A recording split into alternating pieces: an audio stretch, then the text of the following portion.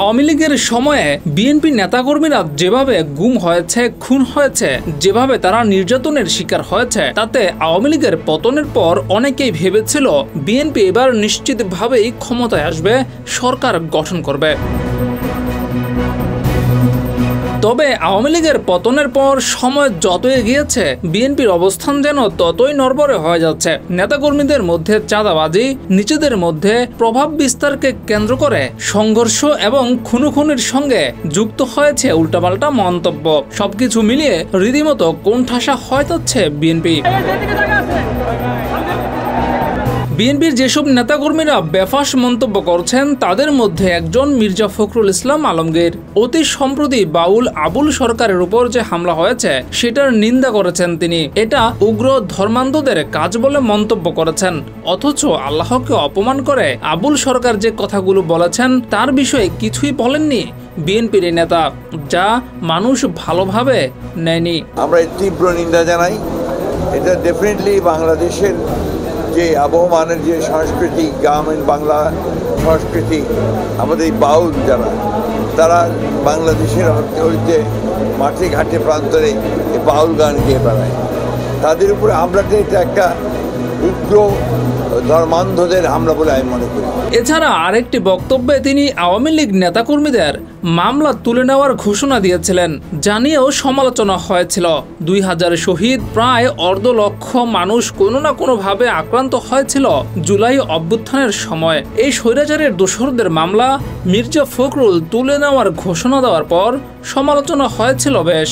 যত মামলা আছে আমাদের বিরুদ্ধে আমরা সমস্ত মামলাগুলো তুলে নেব, আমরা ওই প্রতিহিংসার প্রতিশোধে রাজনীতি করব। এইসব কিছুতেই যেন এক ধাপ এগিয়ে আছেন আরেক বিএনপি নেতা ফজলুর রহমান। কিশোরগঞ্জের এই নেতা দল থেকে বহিষ্কারও হয়েছিলেন 3 মাসের জন্য।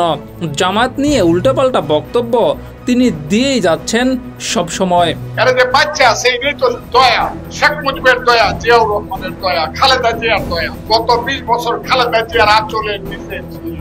2001 সনে খালেদা জিয়ার পায়ে ধরছে, ম্যাডাম আমাদেরকে বাঁচান। আচ্ছা বাঁচাইলাম না, এখন সাপ ফোনা তুলছে। বিএনপি সবচেয়ে খারাপ, চান্দাবাজ, দান্দাবাজ, চোর, বাটপার, এগুলো জামাতে বলে আর কেউ বলে না। এছাড়াও মুক্তিযুদ্ধ এবং রাজাকার ইস্যুতে ভরপুর বক্তব্য তার আছেই। তরুণ সমাজ যেখানে এই মুক্তিযুদ্ধ আর রাজাকার চেতনা থেকে বেরিয়ে আসছে, সেখানে এই নেতা এখনো জাতিকে বিভক্ত করার আওয়ামী গেম খেলে যাচ্ছেন, যার সমালোচনা হচ্ছে তরুণদের মধ্যে। যারা মুক্তিযুদ্ধের পক্ষে তারা দয়া করে হাত তুলে তো দয়া করে দিন। কারা মুক্তিযুদ্ধের? আচ্ছা যারা রাজাকারের পক্ষে তারা হাত তুলে তো দেখি রাজাকারের পক্ষে কারা কারা, একটা হাত উঠে। এরপরও এরা বাংলাদেশে সরকার গঠন করে ফেলবো, ইলেকশন করে, বিছনা অষ্টগ্রাম মিটা মানে এরা পাস করে ফেলবো। আমি বিষ খাই, এরা পাস করে ফেলবো, রাজাকাররা পাস করে ফেলবে।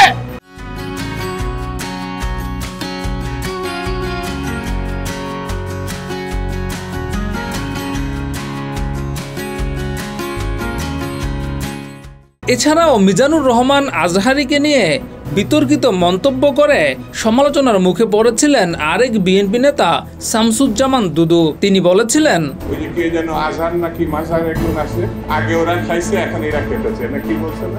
ভাইরে রাজনীতি করবেন স্বনামে আসে, আড়াইলে আপনার রাজনীতি করেন, জামাতে জয়েন করেন, আপত্তি নাই।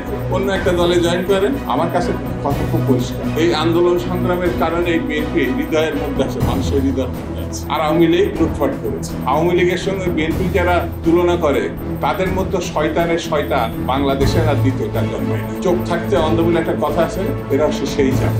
অতি সম্প্রতি বিএনপির কুমিল্লার একজন নেতা কথা বলেছেন হাসনাত আব্দুল্লাহকে নিয়ে। হাসনাতের বংশ পরিচয় নিয়ে কথা বলেছেন, যা মানুষ ভালোভাবে নেয়নি এবং বিভিন্ন মাধ্যমে সমালোচিত হয়েছিলেন এই বিএনপি নেতা। পরিচয় নাই,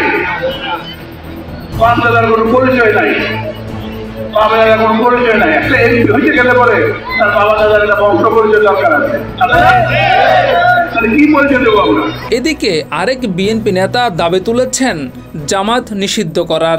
ক্ষমতায় যাওয়ার আগেই জামাত নিয়ে এমন মন্তব্য তরুণ সমাজে বিরূপ প্রতিক্রিয়া সৃষ্টি করেছে। আজকে ইসলাম ধর্মের সবচেয়ে বড় শত্রু হচ্ছে জামাত ইসলাম। আমি গণভোট চাবো পার্লামেন্টে এই স্বাধীনতা বিরোধী শক্তিদেরকে রাজনৈতিকভাবে নিষিদ্ধ করা হোক। এটা একেবারেই ভণ্ড। আমি বলছি ধর্মকে ব্যবহার করে তারা ক্ষমতায় যেতে চায়, এটা হবে না। আরো 100 বছর সাধনা করলো। বাংলাদেশের বর্তমান প্রজন্ম বা তরুণ প্রজন্ম এখন আর বিভেদের রাজনীতি দেখতে চায় না। তারা চায় বিভেদ ভুলে রাজনৈতিক দলগুলো দেশের হয়ে কাজ করবে, জনগণের জন্য কাজ করবে। আর এই বিষয়ে যে দল যতটা ভালো দেখাতে পারবে, নির্বাচনে ব্যালট হয়তো তাদের হয়েই কথা বলবে। তবে সেই সঙ্গে নিজেদের মধ্যে যে ভুলগুলো আছে সেগুলো যেন শুধরে ফেলে। একই সঙ্গে বিএনপির নেতাকর্মীদের মধ্যে যে অভ্যন্তরীণ কোন্দল, প্রভাব বিস্তারকে কেন্দ্র করে তাদের নিজেদের মধ্যে যে লড়াই, একই সঙ্গে চাঁদাবাজির যেসব খবর গণমাধ্যমে আসছে সেগুলো ভোটের মাঠে জয় পরাজয় নির্ধারণ করে দিতে পারে বলেই মনে করছেন রাজনৈতিক বিশ্লেষকরা। জিয়াউর রহমান, যুগের চিন্তা।